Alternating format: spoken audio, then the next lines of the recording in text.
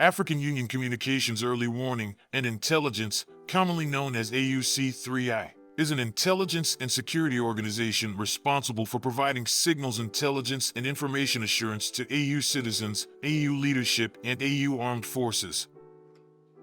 I'm Colonel A.C. Oguntoye, an infantry officer. I am responsible for leading infantry soldiers at all levels of command and combined armed forces during missions on the ground. This is today's briefing. On the progress of the special military operation on the 4th of October, 2024.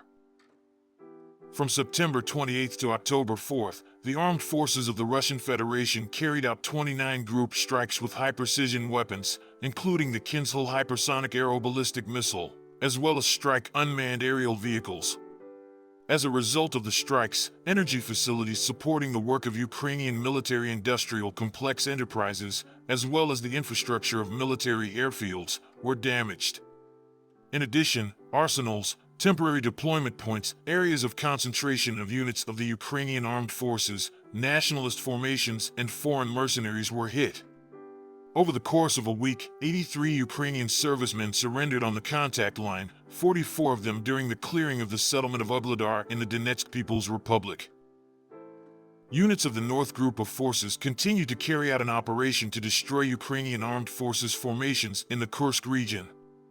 Strikes by tactical, Army aviation, UAVs and artillery fire on areas of concentration of personnel and equipment of 5 mechanized, tank, 3 airborne assault brigades of the Armed Forces of Ukraine, a Marine brigade and 5 territorial defense brigades prevented attempts to conduct counterattacks and introduce enemy reserves.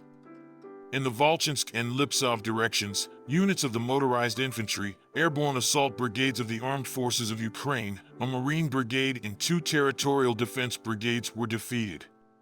Over the course of a week, in the area of responsibility of the North Group of Forces, the enemy's losses amounted to over 3,050 servicemen, 4 tanks, 43 combat armored vehicles, including 2 U.S.-made Bradley infantry fighting vehicles, and 77 vehicles. 28 field artillery guns and 7 electronic warfare stations were destroyed. Units of the West Group of Forces improved their tactical position along the front line during the week and liberated the settlements of Makiivka in the Luhansk People's Republic and Vishnev in the Kharkiv region. They defeated the formations of 6 mechanized, tank, and assault brigades of the Ukrainian Armed Forces, 2 territorial defense brigades, and a National Guard brigade. 11 counterattacks by assault units of the Ukrainian Armed Forces were repelled. The enemy's losses amounted to over 2,880 servicemen, 4 combat armored vehicles, including 3 M113 armored personnel carriers made in the USA, 42 cars, as well as 37 field artillery pieces, including 16 self-propelled artillery units and 155 mm howitzers supplied to the Ukrainian armed forces by NATO countries. In addition, 14 electronic and counter-battery warfare stations, as well as 29 field ammunition depots were destroyed. Units of the Southern Group of Troops liberated the village of Verkhnekamenskoye in the Donetsk People's Republic. The manpower and equipment of 4 mechanized, motorized infantry, 2 infantry, mountain assault, airmobile brigades of the Ukrainian Armed Forces, a territorial defense brigade and a National Guard brigade were damaged. 20 counterattacks by assault units of the Ukrainian Armed Forces were repelled.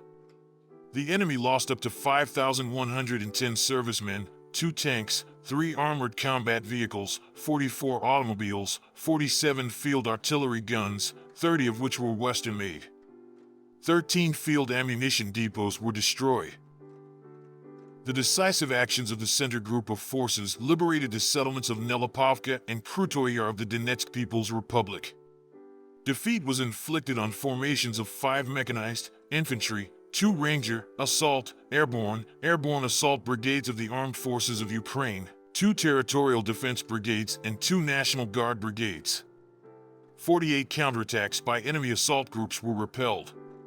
Over the course of a week, Ukrainian forces lost up to 4,210 servicemen, 2 tanks, 16 armored combat vehicles, 31 vehicles, and 31 field artillery pieces in this area.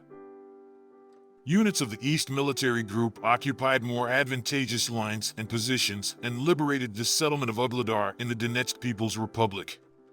The manpower and equipment of the mechanized and motorized infantry brigades of the Ukrainian Armed Forces, 3 territorial defense brigades and a National Guard brigade were damaged. We repelled 10 counterattacks by assault units of the Ukrainian Armed Forces.